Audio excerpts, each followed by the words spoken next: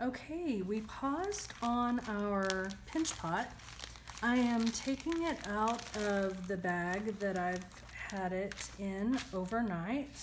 I'm going to put it on a piece of cardboard. This cardboard is something that that was pre-cut and you picked up with your clay and your different simple materials for this piece. So this just enables it to not stick to the table when we're moving it around and needing to work with it. So in the bag overnight, your clay is still moist. It can still be manipulated, but it is already starting the drying process and it is harder than it was yesterday when we were first creating the pinch pot.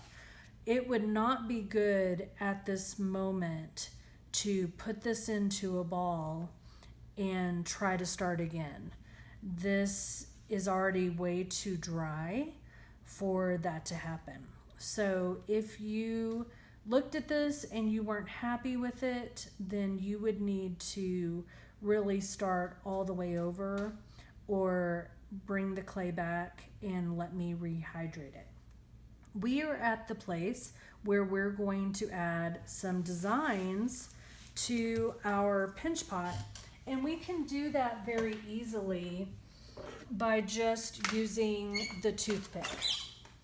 When we look at this example from a student, I just love the simplicity of this. It was a larger pinch pot and then just a single straight line and then the toothpick being used to dot. And that was also a vertical, in a vertical line. And that's all. That is all the student did. Now, this is already fired, and so that is the statement that the artist wanted to make. And I like the simplicity. It is okay if you're wanting to be that simple. It is also okay if you are wanting to draw within your clay. So there are so many different things you could do. You could add a geometric design with circles and squares and different shapes that you like. Maybe you wanted to add a more organic idea with flowers and leaves. Maybe you're just wanting to do a line pattern all the way around. I do want to say that the first thing you need to do is probably put your initials in the bottom. So think about your first name, think about your middle name, and then think about your last name. Okay, and then using your toothpick, put those initials in the bottom so that when these are fired, we'll be able to distinguish whose piece belongs to who. Notice that whenever I was doing my initials, that did not poke through. So you're not trying to poke into the bottom part, you're just trying to draw. And that's going to be the same for the sides of our pinch pot. You're just going to draw. And I'm going to put my hand inside and support this as I'm going. And this is really completely up to you. You can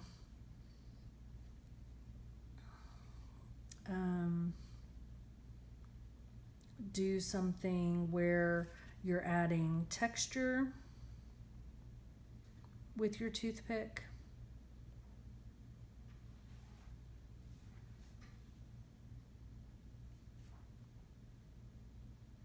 There's so many different ideas.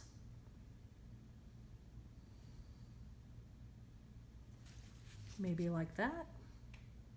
Adding texture to the outside part of yours. Maybe there's a animal that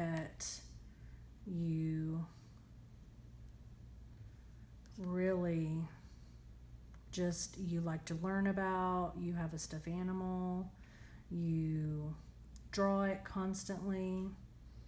So maybe that is something that you want to add to your piece by just drawing.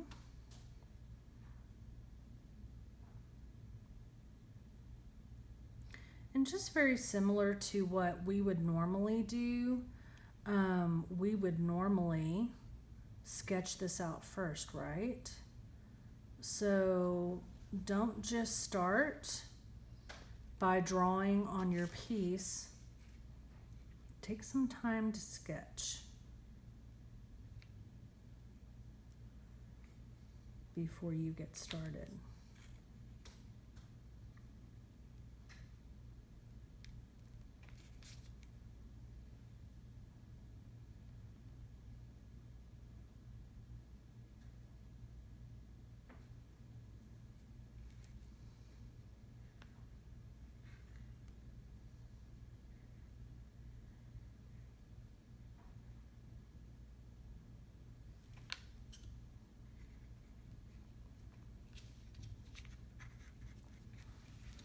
And if you're not happy with something you do, then you can erase it and try again.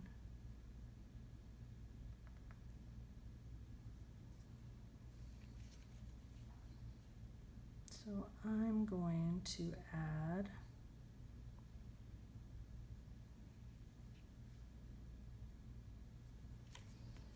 a bird to the outside of mine.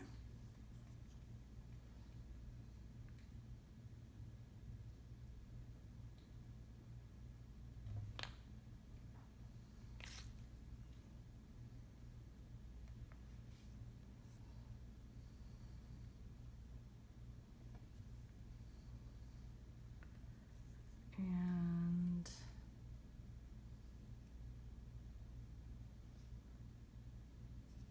once again, we're not poking through, we're just drawing on the outside.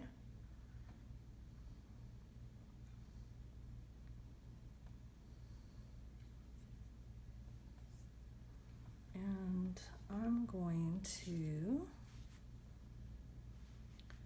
bring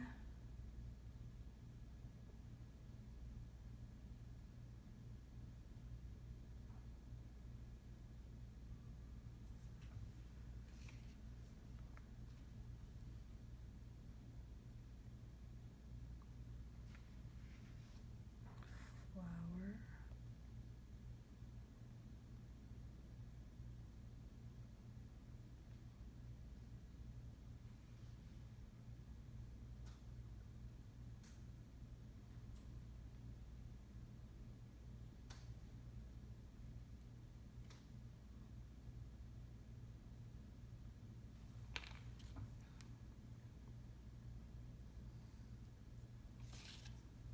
Maybe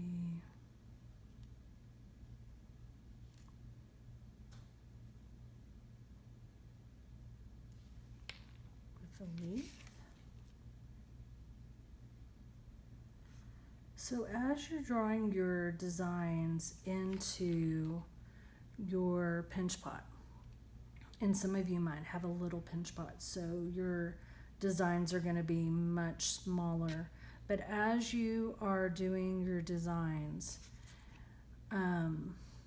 be mindful of the circular nature. So here I have the top part of my flower that I just drew, and I have the tail feathers of my bird not too far away. So I have maybe just a little bit more room to add one more thing.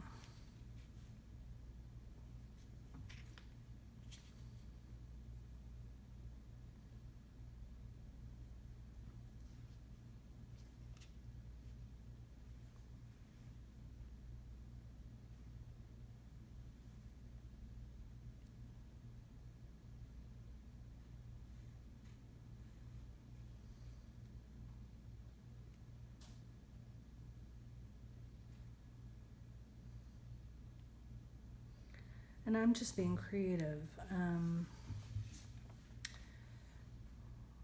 And you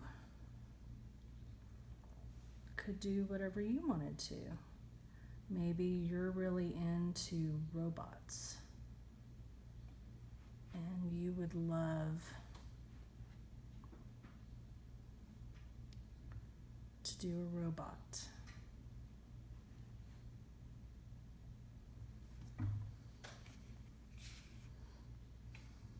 Draw a robot into your piece. So as I've been turning my pinch pot around, some of the lines have gotten smushed maybe by my hands, and so I'm just going to take a moment to go back over some of those.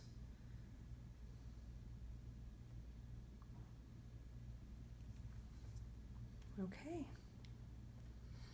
So I'm going to leave this out on my cardboard, and I'm going to let this air dry for about a week so that it is dry all the way through, and so that we are able to put it in a kiln and fire it.